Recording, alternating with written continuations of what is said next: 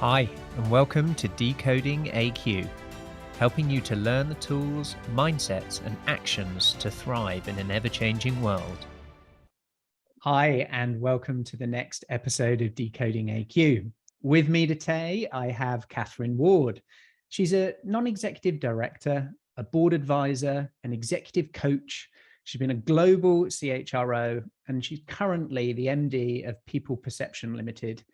And Catherine describes herself as in the portfolio stage of her career, which is blending that non-executive director roles, consultancy and coaching. So welcome, Catherine. Thank you.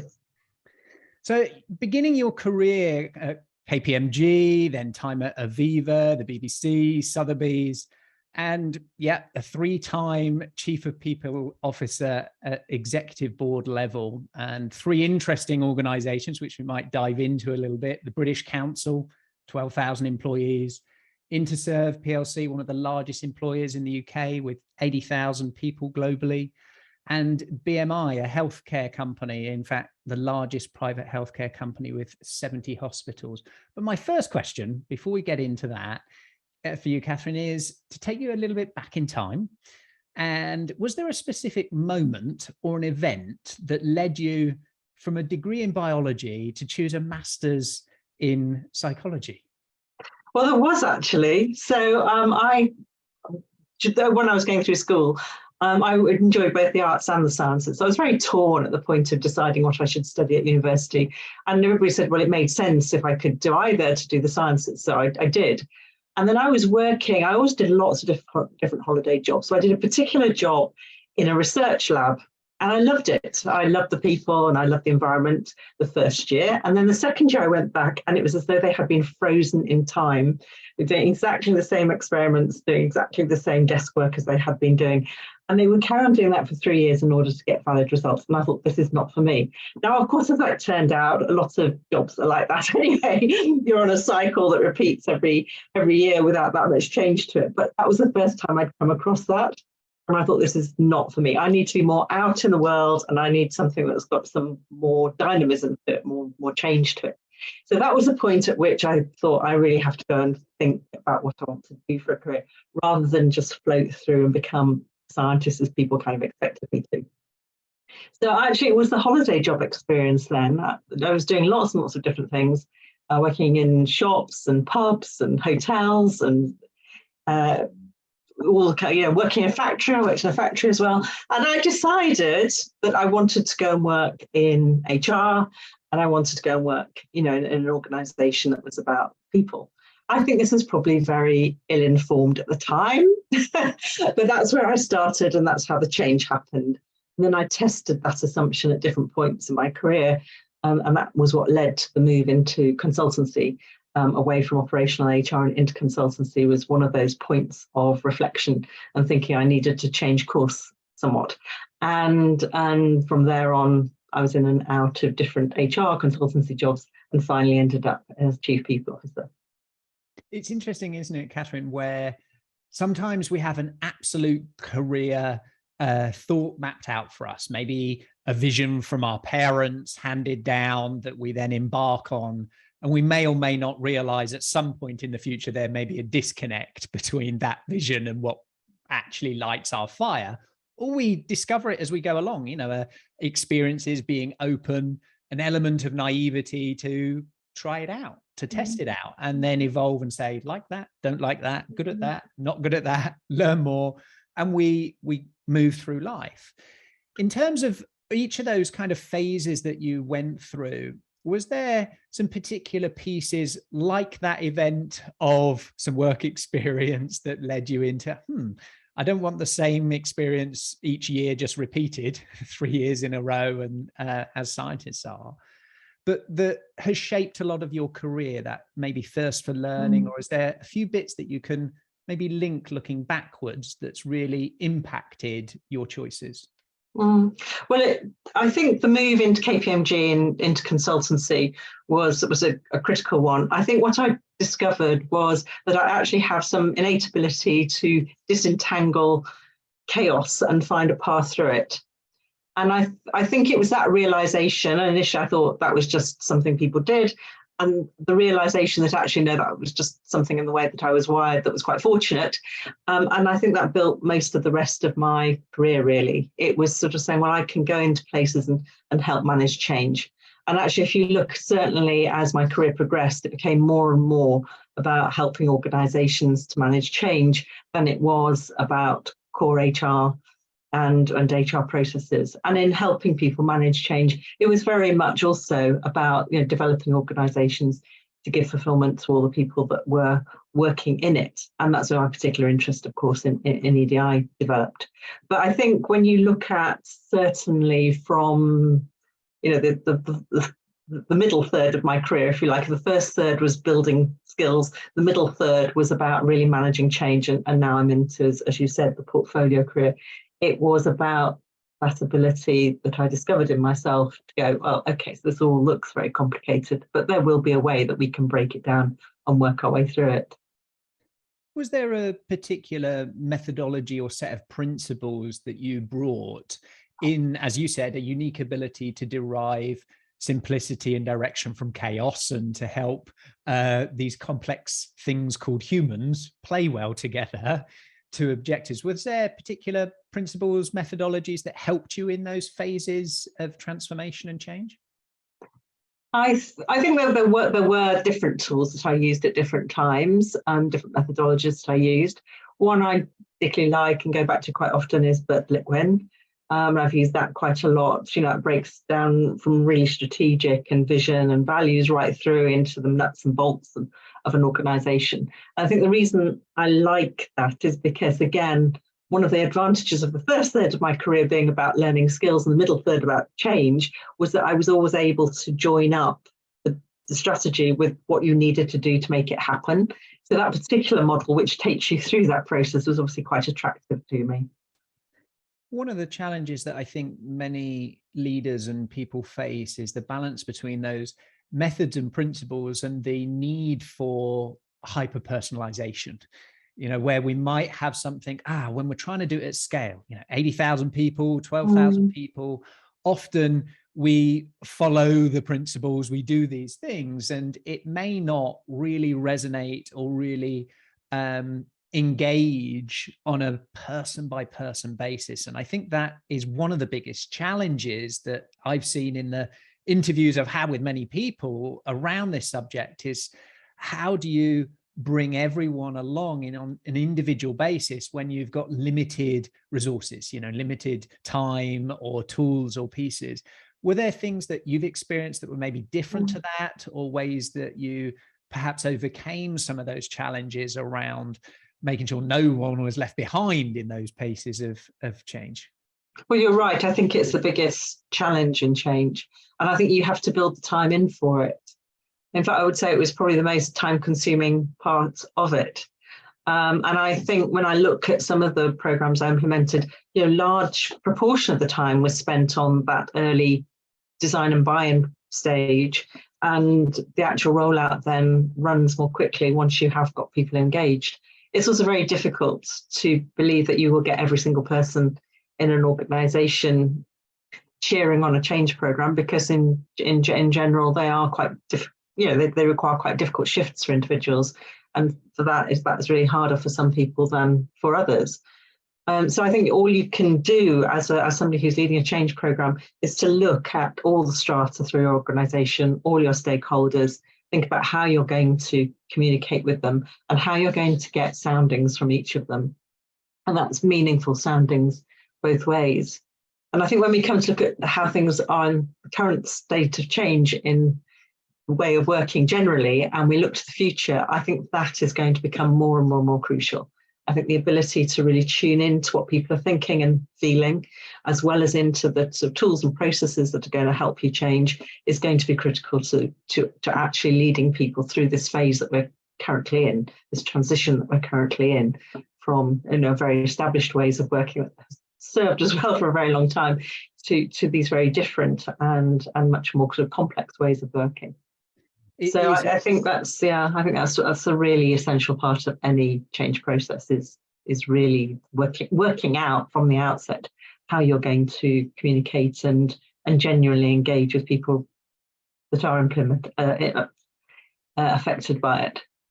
It is a two-sided coin, isn't it? Fearful and exciting at the same time, depending on maybe your mindset, what you've experienced coming into it, what your context and situation is, and the level of change. If it's a little bit of change versus a radical big one that looks different, sounds different, appears alien, and we have this immune system that comes and says, doesn't sound like before, doesn't look like before, so I'll give it a bash on the head. Whereas other people will say, brilliant, doesn't sound what it did before, doesn't look like what it did before, let's bring that in. So I think that opportunity, you've described it as both exhilarating and daunting, this opportunity that we sit in of this reimagination at the moment. And where do you see that, the possibilities, and what are some of the maybe risks that we might be needing to be aware of as we're redefining maybe what work should be, what it could be? So on the exhilarating side, I think we've worked in the same way for so long, decades. People commuted into work, they sat at their desk for 8-9 hours a day, commuted home again. And that was the pattern of work for so long. And it's quite interesting because I was doing a sort out at home and I found a brochure dated 2012 about the future of work and the need for more flexibility. I thought, it took us a long time to get from those ideas about 10 years ago to, where we are now. So the pandemic accelerated that in a way we could never have expected. I mean, people were already starting to work in different ways, but this massive switch almost overnight, I think is probably unprecedented. So I don't think anything that radical has ever happened across the global workforce before. But it has led us into this world that we were sort of starting to think about, but probably would never have reached this point had something so significant happened. And I think it is exciting. I think the opportunity to really redefine how we work, where we work, the way organizations actually configure themselves, how people think about themselves and what it is that they contribute to work is immense. I think the biggest risk for us is that we don't is that at this point we're still testing, we're still experimenting. And I think the opportunities are there, but the risk is that we get fearful and we roll back into what we know and we roll back into the status quo as it existed before. And I think that's something we need to be very careful of not sort of slipping back into. So I think the way through all of that, as I said, is based on managing change for a very long time, is really very close communication, really close dialogue with everybody to understand what it is that they're thinking, what it is that they're wanting, and then managing in a very organic way through this experiment to the other side and a way of working that's going to work for everybody without rolling back just to something that feels very comfortable and pre-pandemic status quo. I think it's interesting, and I'd love your views on this, Catherine, in that we had an emergence of wealth creation and business development through management, and we had management structures to get productivity, efficiency, elements of innovation all around this concept of management. How do we manage things?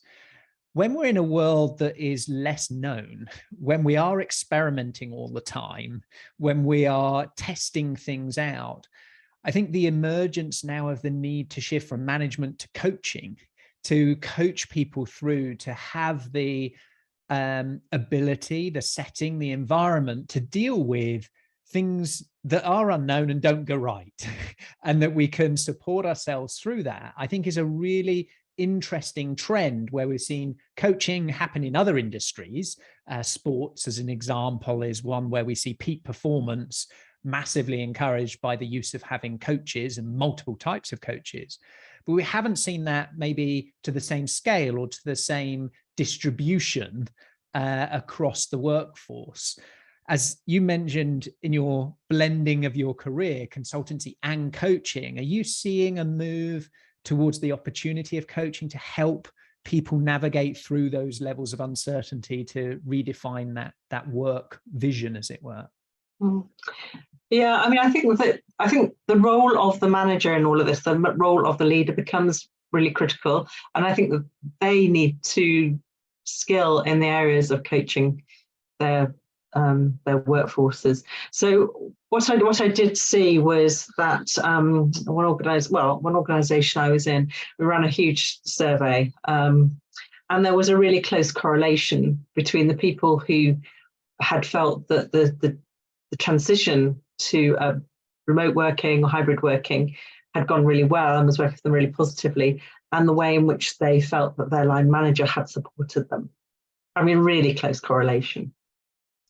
So it said that, well, what was it that those managers therefore were doing that made this fundamental difference, that this was a good experience for the people in their team?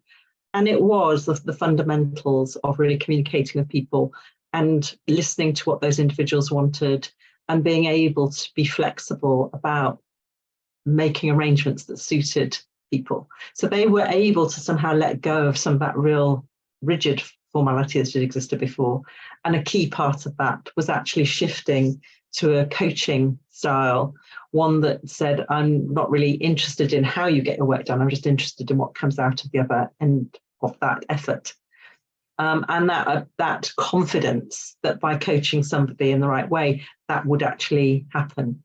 And the people who expressed unhappiness with the shift were those where line managers were fearful and micromanaging. And I guess that was where individuals had substituted having somebody sitting near them all day long to putting in processes that felt very much like very procedural micromanaging. So that sort of shift to manager as coach, I think, is critical to navigating this new way of working. And you do see that. I do see that organisations are investing in supporting line managers to develop those kind of skills as to how to manage people when they're not sitting right under their sideline all day. It's a difficult one, isn't it? Where, you know, in sports they talk about having court sense. You know where people are, what they're doing, where the ball or the puck or whatever is currently, where it might go, and you can sense that movement and flow of information, of energy. When we then, right, we're now going to play this all in your own separate rooms, and the level of trust, level of autonomy, the level of, oh, I'm going to throw this to you, catch. I might have a complete disconnect because I can't see what kind of day you're having or what's going on in your life, because you're not, as you said, in the room, in the space. So I'm interested in your view of flexibility. I've heard and seen a lot of articles talk about how important flexibility is. And of course, that shows up in lots of sort of straightforward, simple ways, which might be the hours we may work. So it might be more convenient to, depending on our life stage, whether we have young children or different things that are happening, to have flexibility about the time I show up. But what are the other areas that you've been seeing in the organizations, or maybe some of the companies that you're advising, consider flexibility in different ways? Could you share a few of those? It'd be really interesting. So I came across this phrase recently, which I think sums it up for me, which is the paradox of flexibility. And so that's which I'm seeing a lot, which is, on the one hand, people want flexibility, and actually, unless an organisation is able to respond to that thoughtfully and with empathy, it's going to be a real problem for them actually as an employer. And on the other hand, people want the the social involvement of actual face-to-face contact.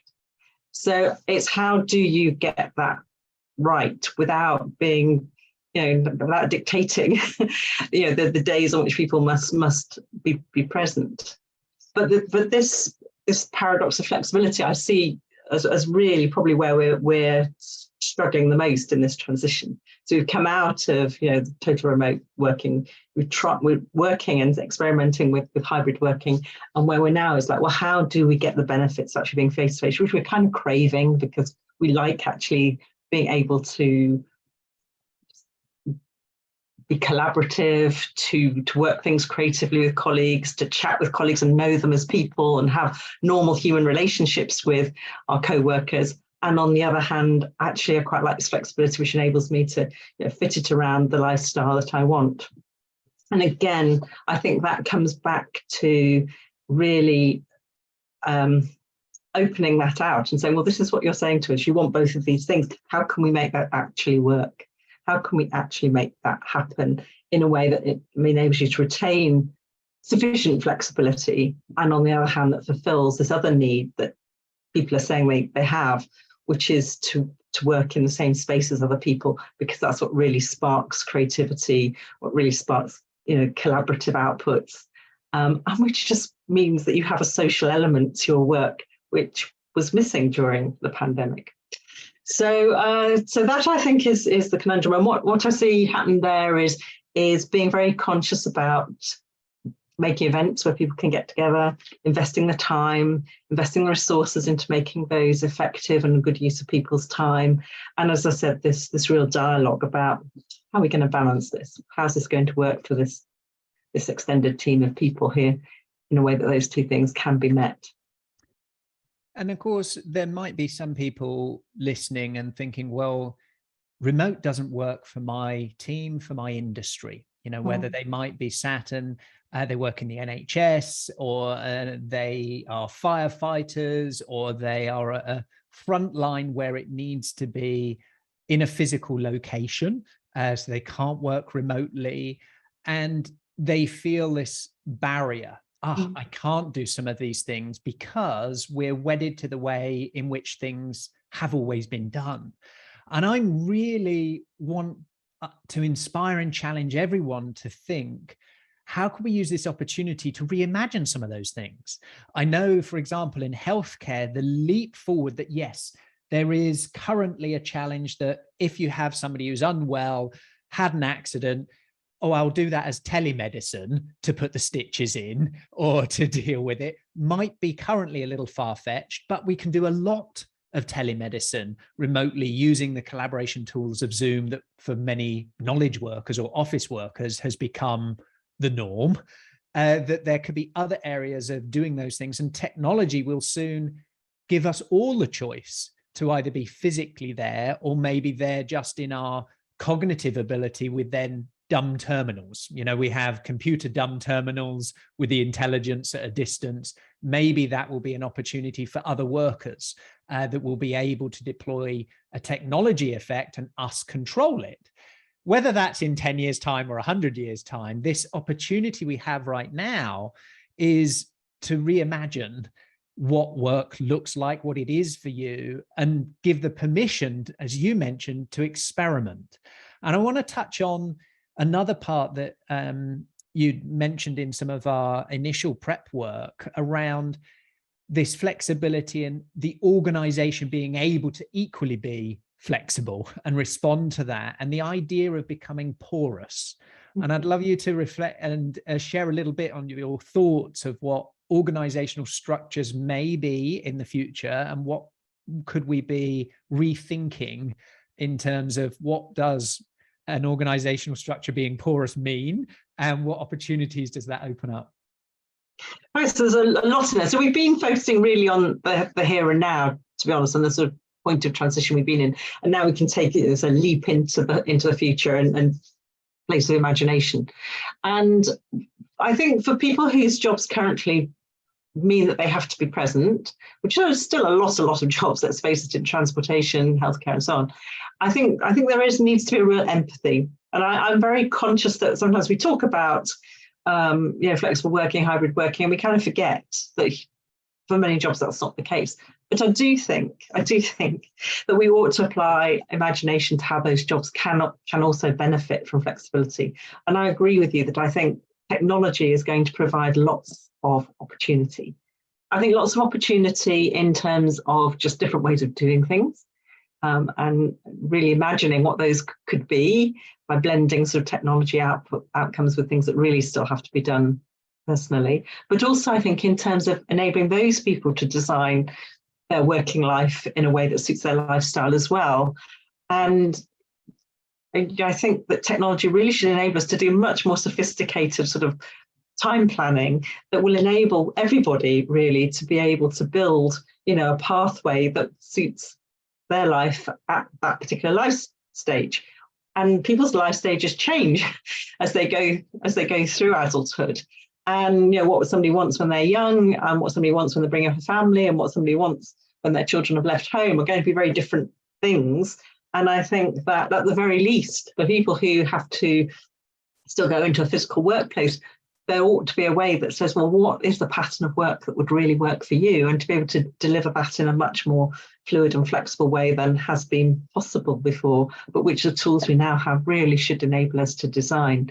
And then you build onto that to say, and are there ways in which some of those tasks can be taken away and done remotely, and be done by those people controlling robots or controlling terminals, so that their particular skills are used only when they really need to be face to face with somebody, and the rest of the time, as you say, their knowledge is used to control processes remotely. So I think that's a real leap that needs to be thought through, and imagination applied to really imagine what could be possible there. And so the porous organisation, I think that then flows into all of that. So we have seen it a bit on the fringes, the idea that people have skills and they can come in as consultants, as interim workers, and so on. But I think where this can go to is saying, well, the core organisation actually has this porous community around it of people who can flow in and out of this organisation, again, according to what sort of suits the levels of work that they want to do, and then the amount of time that they want to commit to that organisation. But rather than just coming in, doing a project and going again, they're actually part of this much wider organisation, and they might be in that wider community of 2 or 3 organisations, but are nevertheless feeling that they're part of communities, and they're actually, as committed to the purpose, values and mission of those organisations as though they were permanent employees. But their time relationship is a much more fluid and flexible one. And linked to that, I want to touch on a point around these different phases we go through life. And as you mentioned, we might have different desires, different needs, and different parts in our life cycle, and where this concept of retirement, that, okay, we've got this great resignation and people are rethinking where they want to work, how they want to work. Oh, I'm not connected to this purpose. I want to work for a more meaningful company that's aligned with me, or it hasn't given me the flexibility. And so we've flipped to then the demands of the employee, and then how do we attract them? And we have this challenge, we've got to retain people because it's so expensive and onboarding so hard, to now thinking, well, if it was porous, if it was all fluid and it was all now moving, and we had lots of balances of consultants, and maybe even the concept of retirement shifts, where, we thought, all right, reach a certain age, now you retire, you have your pension and do something else. I know you've got some thoughts on that, of the opportunities maybe for that entire societal shift from you don't have to, but you could choose to, and where would the value be, and how could organizations be open to more of that kind of thinking? So Karen, just share some of your thoughts. Yeah, so I think Linda Grattan wrote about the 100-year life, and when she was projecting to say life expectancy would be 100 years. So therefore we have to rethink about how we spend our time, because you can't be retired for 40 years of that. And I don't know that people really have the same expectations, around when they finish, the full-time work as they did before. I think a lot of people sort of do things, carry on doing things for organisations that are paid. But what becomes increasingly difficult, I think, is that once you've left a full-time job, it's quite difficult to get necessarily the sort of work that you were doing before, if you were working at senior level, or you were using specialist skills before. And it seems that organisations have been quite slow to be able to shift to say, actually, there's this huge pool of capable resource out there, which seems to be growing with the Great Resignation, as people are saying, look, I really don't want to work in this particular very full-time, rigid corporate time-bounded way anymore. And it seems that there's a bit of a lag to saying, actually, we could still use these skills at the right level, at the level in which these people were working before, by looking at much more flexible ways of using capability rather than necessarily designing a whole 5-day-a-week job around them. And then I think there'll be quite a lot of people that will be very open to being able to, come in and work on meaningful and work that was commensurate with the skills levels that they've got, if they knew that they could come in and work on things for either a few days a week or just for a few months of the year, but as part of this, this sort of porous organisation model where these skills are around within a community and can come in and go out in a way that suits the organisation, but also works well for whatever life plans people have got as well. So I think that there's an enormous pool of talent sitting there, which is not being well deployed at the moment, because these sort of mechanisms don't exist to easily bring people in and through into supporting organisations with particular types of more complex or senior work that fitted with the skill set that they had at the point at which they left full-time work. It's interesting, isn't it? Because it's in part the systems and process, and in other part, it's our old biases and perceptions. It's biases and perceptions, I suspect. I think it's interesting because I read in preparation for our conversation, when you mentioned about this, I read up a few different pieces in history of, where did retirement come from, and the concept of retirement, and what were the certain ages that we had. And there was something that stood out to me, and it was a Canadian physician that in his address at the Johns Hopkins Hospital, he said, and I'm going to just share a bit of this with you. He expressed his conviction that a man's best work was done before he was 40 years old. And by the age of 60, he should retire. He called the ages between 25 and 40 the 15 golden years of plenty. Workers between ages 40 and 60 were tolerated because they were merely uncreative. But after 60, the average worker was useless and should be put out to pasture. And this was in 1905. And I thought, whilst we might smile and think, oh, how ridiculous, I'm 43. I feel I haven't even started yet, and my coach is 76 and he's in the most prolific, most creative zone of his life. And this notion and perception about particular ages, meaning capability, physically or cognitively, is definitely shifting. But there's still a massive bias that, old relationship with the 1905 thinking, to a certain extent. It's extraordinary, isn't it, to think that those ideas. I think that's part of the problem. That's part of it. Probably not as extreme as that, but possibly part of the problem. I think the other problem is that they're really, you very rarely see a senior level job advertised as anything other than full-time, which very rarely do you see it even as a job share, hardly ever. And you certainly never see it as open to different ways in which this could be delivered. So there's also something about that idea that senior level jobs can only ever be done if the person is absolutely full-time and a half. So I think that's, again, something that needs to shift is, well, can't you just break pieces off this and turn them into sort of part-time roles? And it's not part of design at the moment. No. And then the other thing, I curious about this whole thing, I began asking around because there were quite a few things in the press about the government trying to encourage over 55s back to work. But it turns out that the type of jobs that they're trying to encourage 55s back to are really about the very unskilled or junior end of jobs. So I found that in itself rather disappointing, as though, well, you can come back to work, but as long as you're not really doing anything, at a level that might have been where you were before you decided to leave as part of the Great Resignation. So I think there's quite a lot of, I think it's a really interesting area for more thought and, again, more creativity.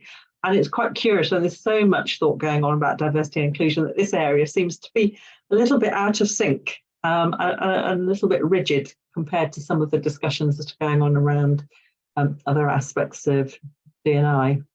I think it's the conversion opportunity, isn't it? The conversion of where organizations can reimagine job roles from a big list that has to be a commitment at this level of time to fractional tasks and fractional people that can come in and contribute to the overall, as you mentioned before, outcome and result, and sort of not try and dictate the how in the middle, you know, and allow the how to be the beautiful experiment, as long as the outcome is what we're looking at doing.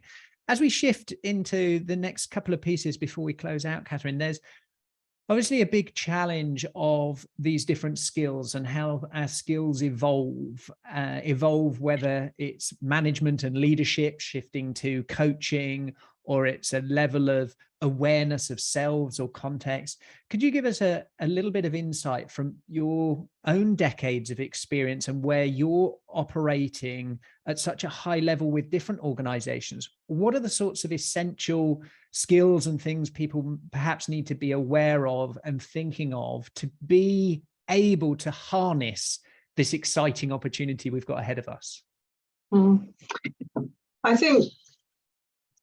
I think for individuals, I think this is a time where people need to be very aware of their skills. So if everything we've been talking about, this is a shift, isn't it, from jobs to skills, which I know is one of the themes that you're particularly interested in.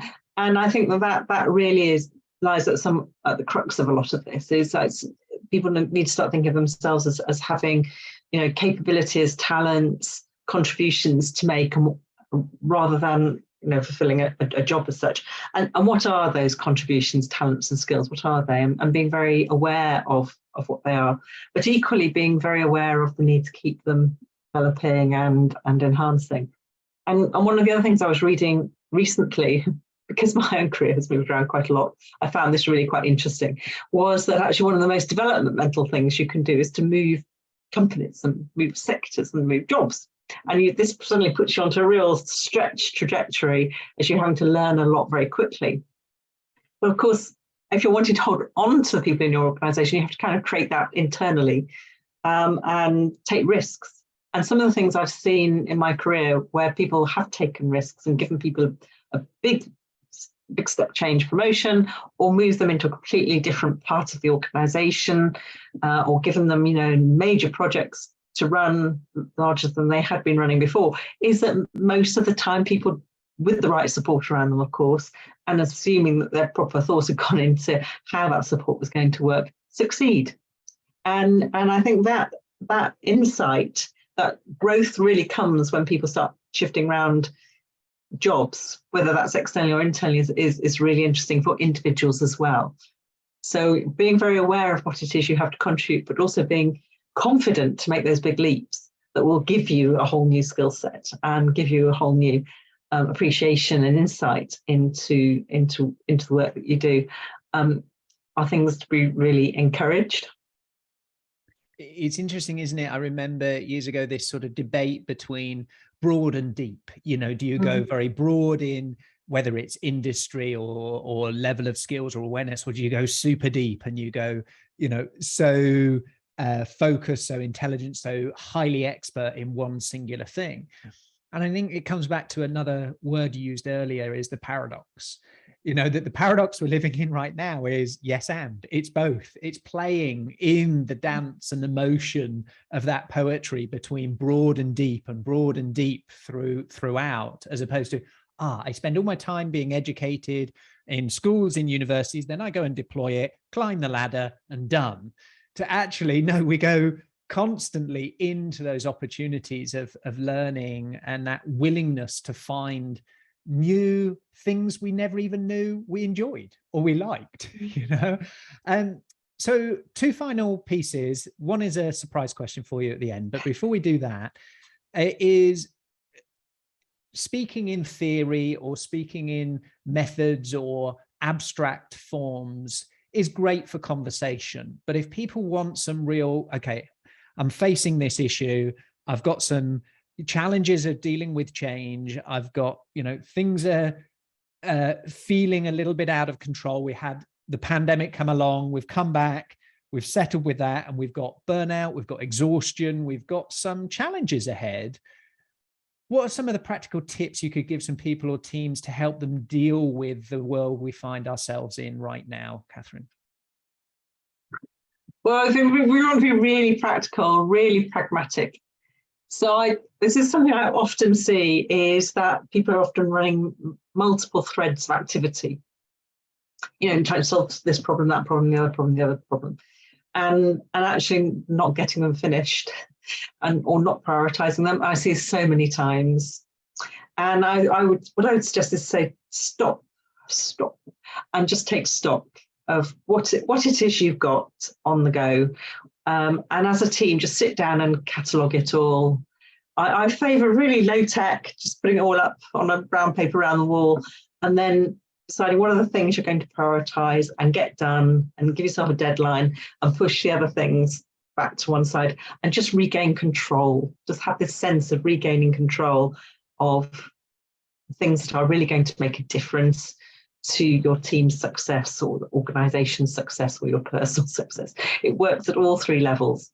But that technique of just pausing, listing it all off, prioritising, ditching the stuff that doesn't need to be done right now, and focusing on getting a few things really delivered well, will make everybody in that team feel so much better than running after multiple threads.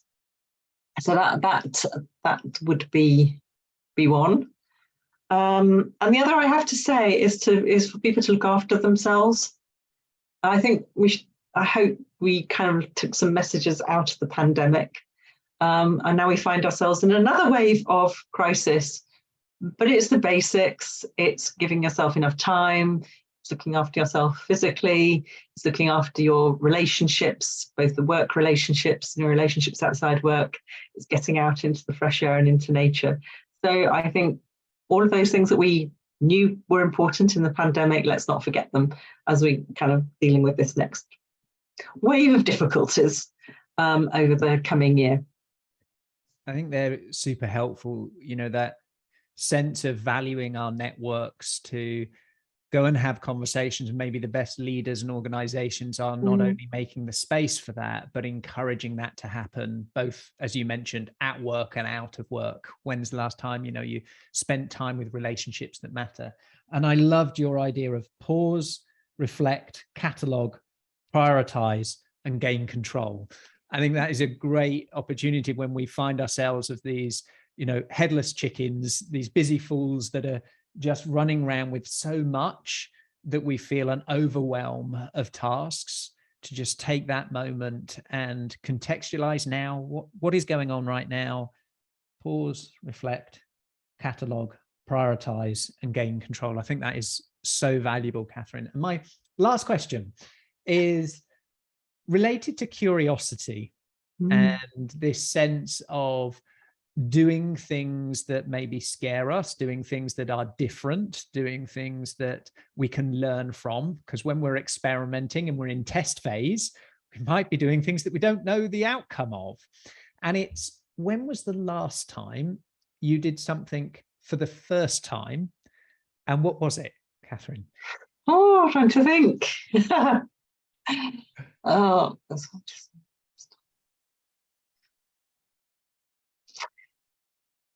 I think it was because my big hobby is dancing, and so it was quite scary, if I'm absolutely honest. It was going for a lesson with somebody who was extremely well known in the field, and I was pretty terrified. And I was given a whole new approach to what I was doing, and yeah, it was tough. And afterwards, I thought, oh my God, I've had a breakthrough. I love that. I love that. The opportunity to take something that you may love, you may do, but do it in a different way. In a different way. I put myself right out of my comfort zone, I have to say, completely out of my comfort zone. And it wasn't easy. And some things came as a bit of a shock. But afterwards, it was like, I have had a breakthrough that I could not have had if I had not put myself into that space.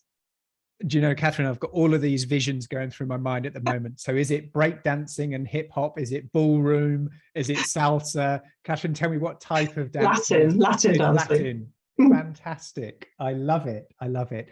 Well, it's been a real pleasure. Time just goes so quick on all of our conversations, but it's been a real gift to share, to chew through some ideas together, to help people reimagine, to rethink, and choose what kind of future of work are they creating right now. It's already here. What do we want to distribute next? What do we want to experiment in, and what we want to distribute? People want to reach out to you, Catherine, because they've connected with perhaps certain things that you've said. They want to understand how your non-exec work works, or maybe your consultancy or coaching. What's the best way to reach out to you, Catherine?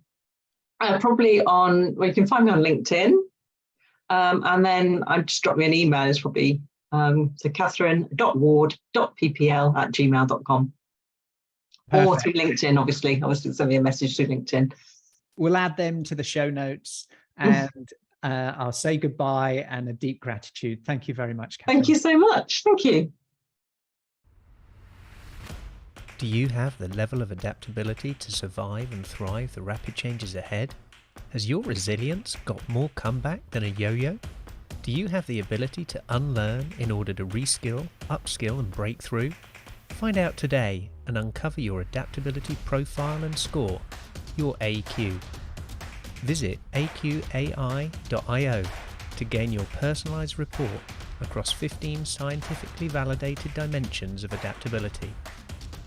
For a limited time, enter code PODCAST65 for a complimentary AQ assessment. AQai, transforming the way people, teams and organisations navigate change. Thank you for listening to this episode of Decoding AQ. Please make sure you subscribe on your favourite podcast directory, and we'd love to hear your feedback.